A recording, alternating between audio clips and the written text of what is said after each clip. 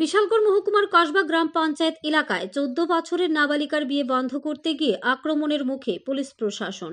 কোনো ক্রমে প্রাণ বাঁচিয়ে নাবালিকাকে নিয়ে ফিরলেন প্রশাসন। শুক্রবার গভীর রাতে প্রশাসনের কাছে খবর আসে যে কসবা এলাকায় 14 বছরের নাবালিকার বিয়ে হচ্ছে। সেই খবর পেয়ে বিশালগড় মহকুমা প্রশাসন চাইল্ডলাইন ও মহিলা থানার পুলিশকে সাথে নিয়ে সেই বাড়িতে যায়। অভিযোগ, তারপরে কয়েকজন লাঠি নিয়ে প্রশাসনের ওপর আক্রমণের চেষ্টা করে। পরে অবশ্য পুলিশের হম্বিতম্বি খেয়ে পালিয়ে যায়। তারপর বিশাল পুলিশ বাহিনী নিয়ে নাবালিকাকে উদ্ধার করে হোমে পাঠানো হয়। রাজ্য সরকার বাল্যবিবাহ বন্ধ করার বিষয়ে প্রতিনিয়ত বিভিন্ন প্রয়াস কর্মসূচি চালিয়েছেন, কিন্তু একাংশ অভিভাবকদের অসচেতনতায় কোনোভাবেই বন্ধ হচ্ছে না এই বাল্যবিবাহ। ব্যুরো রিপোর্ট, আরই, ধর্মনগর।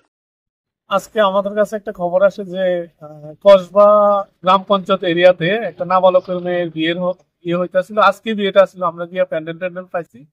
তো আমরা CWC, Childline, district child protection unit, তারপরে ডিসি বিশালগড় একসঙ্গে জয়েন্টলি এবং বিশালগড় ওমেন পিএস একসঙ্গে যায়। আমরা ঢুকার সঙ্গে সঙ্গে দেখি যে মেয়েটাকে নিয়ে তারা পালিয়ে যাইতে আসছিল। তারপর আমরাও পেছনে পেছনে যাই। তার পেছনে আমরা মারার লেগা একজন লোক বাস নিয়ে গালিগালাজ করে প্রচন্ড ভাবে আমরা পেছনে ছুটার পরে আমরা মেয়েটারা আটকাই, ওই লোকটারও আটকাই, যদিও ওই লোকটা পালিয়ে জায়গা। তারপর তারা উদ্দেশ্য ছিল যে আমরা গেছিলাম যে আমরা কথাবার্তা করে বিয়েটা কি হইতেছে জানার জন্য, কিন্তু তারা এরকম ভাবে সিনটা ক্রিয়েট করছে যে আমরা মারবো এরকম একটা পজিশন, বাস নিয়ে দৌড়াইতেছে, গালিগালাজ।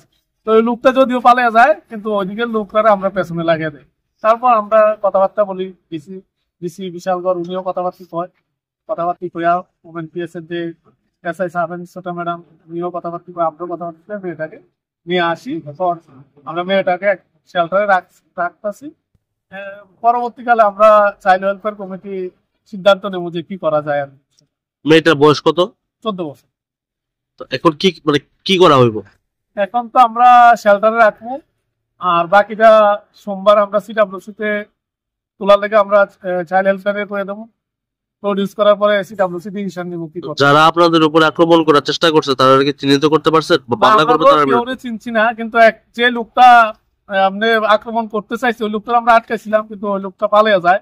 ওই লোকটা পেজটা আমি চিনছি, কিন্তু ওনার নামটা আমি এখনো জানি না। আমরা নিতে লাগবো ওই নামগুলো। এই বিষয়ে কি মামলা করবেন কোন থানাতে? আমরা ইচ্ছা আছে এই বিষয়ে আমরা মামলা করবো ওই লোকটার বিরুদ্ধে, যেহেতু আমাদের উপর আক্রমণ করছে।